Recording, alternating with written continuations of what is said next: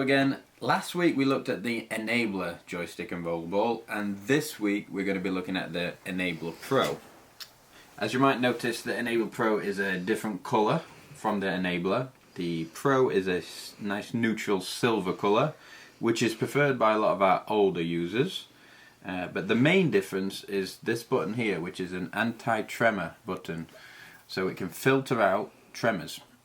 Now we have two versions. We have the Rollerball or the Joystick, and as always our joystick comes with three different tops. You have your standard acorn top, your T-bar, or the softball. So based on preference you can just easily swap those out. So I'll get the joystick plugged up and I'll show you how it works. Okay, so the first thing we're going to do is plug our joystick in via USB port, and then a green light will illuminate on the joystick showing us that we're connected. As you'll see, there are 5 buttons on this joystick. The top left button is your standard left click, so if we just press that, it does your regular left click. The top right button is your right click, and your top middle button is called the pan button, which allows you to easily scroll up and down. Whether it's a web page or a document, you can scroll up, down, left or right just by moving the cursor. Press it again to come out of that mode. On your bottom right button, that's a drag lock, so let's come out of this web page and we can move these icons around our screen using that drag lock button. So if we press it once, it picks up the icon. We move it to wherever we want to drop it, and then we press any button to release it. So that's your drag lock button.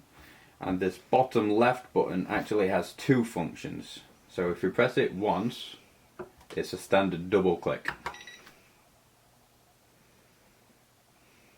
So that will open that application eventually, which is the eye gaze learning curve software, and that's very easy to just press that and it'll double click, because sometimes it's hard to quickly press the left click twice. So let's come back out of that and I'll show you the final function, which is the anti-tremor function, which is what makes this joystick so great. If someone suffers with a tremor, it's hard to control your cursor. So we have this anti-tremor feature built in, and to activate it you press and hold this button. So now we're in anti-tremor mode. You could see that because the lights turned orange. So if we move our joystick, it's filtered out a lot of that tremor, making it a lot easier to get to our target. We can increase the filter to filter out even more of the tremor to level 2 by pressing it again, and you'll hear 2 beeps, meaning you're on level 2. That will filter out even more of that tremor. And we can press it a 3rd time to get to the highest level of filtration, making it even easier to get to your target. You can control that based on how severe your tremor is. Press it a final time to come back into normal operation. On the back of the device there's a small black button here. That's your speed control. So right now we're at the fastest speed. As you can see, that cursor is moving quite fast. If you press it once, you should hear 1 beep. That means we're on level 1, which is the slowest speed. So you can now see the cursor is moving a lot slower. There are 4 speed levels, so press it again, we get to level 2. Again, 3 beeps, we're on level 3. And a 4th time brings us to 4 beeps on level 4, the fastest speed. You'll also see there are 2 switch ports on the back of the joystick.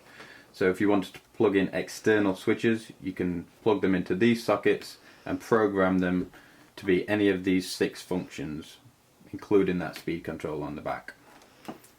So that's our Enabler Pro joystick, one of our top sellers. It's great for older users or anyone that suffers from a tremor.